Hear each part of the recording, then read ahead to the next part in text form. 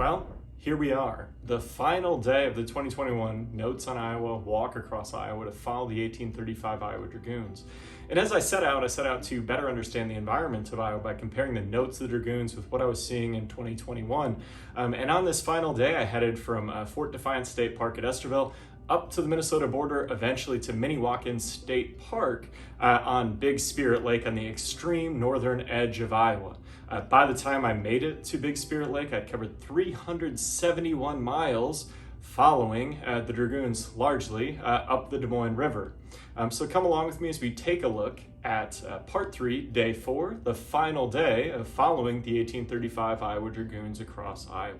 Got the day started in this weird kind of hazy fog to start the day just to the west of Estherville. I saw the sun really early as I made my way north. I was heading directly towards the border. I made about within a mile, and then I turned west. Did see the sun come up, but then these clouds rolled in and it got really kind of eerie and looked almost either like what I imagine Scotland, Ireland looks like, or maybe River Monk's album cover. Did walk past this Anderson Prairie Preserve on the one side, and then on the other side was lots of grazing land for cattle. Saw tons of cows on this day. But at Anderson Prairie, there were some beautiful wildflowers starting to come into bloom.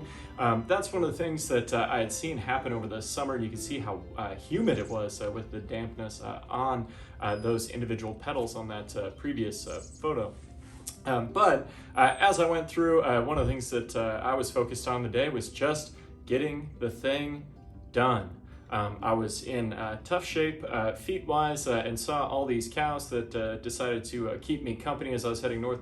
One of the things I've really found interesting, I've never interacted with cattle a ton as a city kid, but they're really kind of interactive and interesting where they will really check you out, especially when they have calves.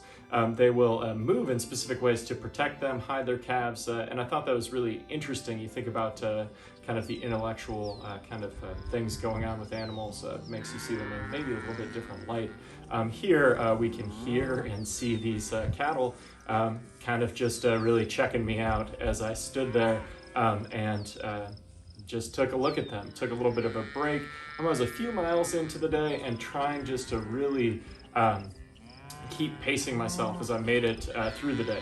Not only was I going to finish the walk across Iowa later that morning, I was scheduled to visit an archaeological dig at Mini-Wakan State Park being conducted by John Dorshik, a state archaeologist of Iowa, with some students, and then also was giving a talk later that evening at Lakeside Lab. Saw this interesting sign on somebody's barn about Jesus cleansing people, saw some more cows in the fog, but just continued to make steps. And although I wasn't along the Des Moines River, I was actually being influenced by it as I headed north.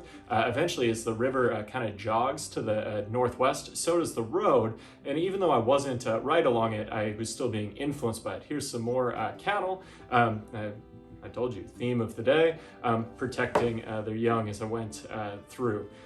Still very hazy as I continued through the morning, kept expecting the sun to break out. Did see goldfinch and actually got a shot. I saw lots of goldfinches on my way across Iowa, but didn't get a lot of pictures because they're pretty elusive. Here we can see some footage from Trickle Slough, which this is when I was really close. I stopped to take this video and thought, man, I should just keep going. So within 2 miles of Mini-Wakan State Park, I'd made it off gravel.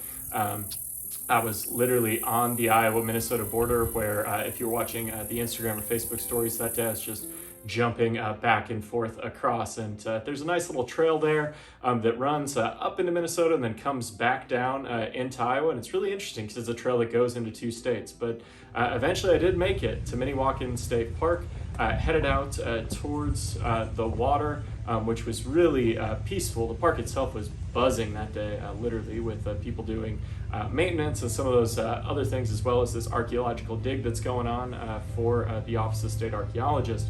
But I headed to the end of the pier and just took a few minutes to really take things in.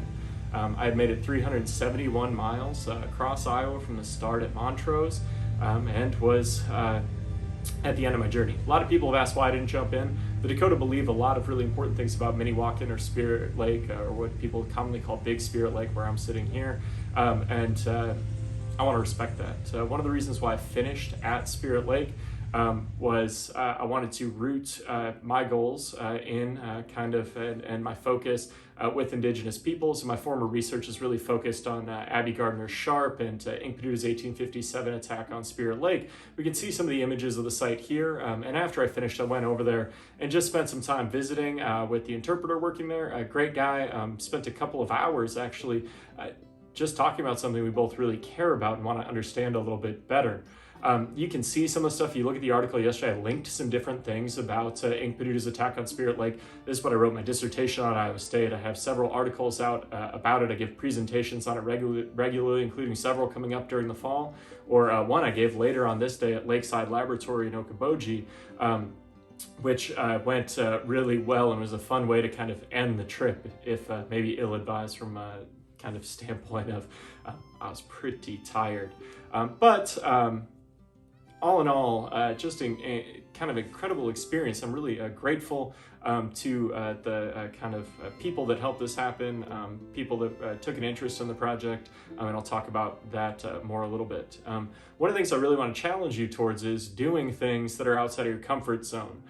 This is just a weird idea I had, and I had to learn skills like flying the drone, or even like I don't have a lot of experience taking pictures or recording videos, let alone editing them. And so this was an opportunity to maybe push myself a little bit, because we grow when we're uncomfortable, and I think that's a big part of this project for me.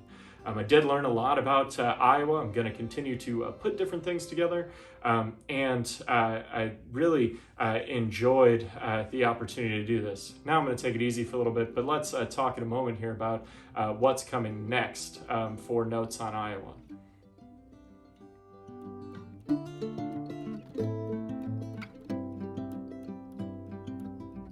So I made it. I had a crazy idea. I started to plan, I started to put things in order, and I did it. I made it 371 miles across Iowa following the 1835 Dragoons to try to better understand Iowa's environment. As I'm still mixing that around in my head, I'm going to turn this into some other things. We'll talk about that in a second. But the first thing I want to say is I met so many incredible people along the journey. I saw a lot of cool sites. I saw markers. I learned things I never would have otherwise learned. And that's one of the things that I think when we go out and see things slowly or get out into actual environments, we learn things, we remember things a little bit differently. But people are what really stand out to me about this journey. So many of you were so kind to me over the course of the summer, either with encouragements through social media, or those of you that stopped to offer me a ride, and I explained this weird idea and you've been following along since, or people like Margie who have come, or Jerry, or there's too many people to actually talk about here, but that just supported me along the way. I really appreciate that. That meant a lot to me. It helped me throughout this journey. Also, really need to say thank you to my wife, who went on part one and tolerated this crazy idea. My brother, who helped me out at the beginning of part two, my mom, who came in and finished out part two with me, and then my dad, who came along with me on part three. Would not have been able to do this without you in any way, shape, or form. Love you guys. It's great to have good people behind you and make me what I am. Anyway, as I finished out the journey, everybody keeps asking me what's next. So what I'm going to do next is I'm starting to draft a manuscript of this. So I have some leads on publishing, but if you're somebody that wants to publish this crazy project, call me. I do have a few articles coming out in specific publications. Those contracts still are in the works outside of I'll have a feature in Lake Life Okoboji that'll be out in August. And then I'm going to start to use Notes on Iowa to look at other things. I'm going to go to other places in our state and start making videos and articles about individual locations. So if you're a local historical society, if you're a historic site, if you're just somebody that has a cool town with an interesting story, let me know. Contact me via the website, let me know in the comments, and I'll come check it out. I obviously really care about this. I find it really interesting, and I've developed some new skills that'll hopefully continue to allow me to take a look at Iowa in some different ways. Thanks for following along over the course of this summer. I really appreciate just all the support, all the comments, even you just taking the time to watch these silly videos I record in my living room. Thanks. There's a lot of good history about Iowa. A lot of people don't even know about it.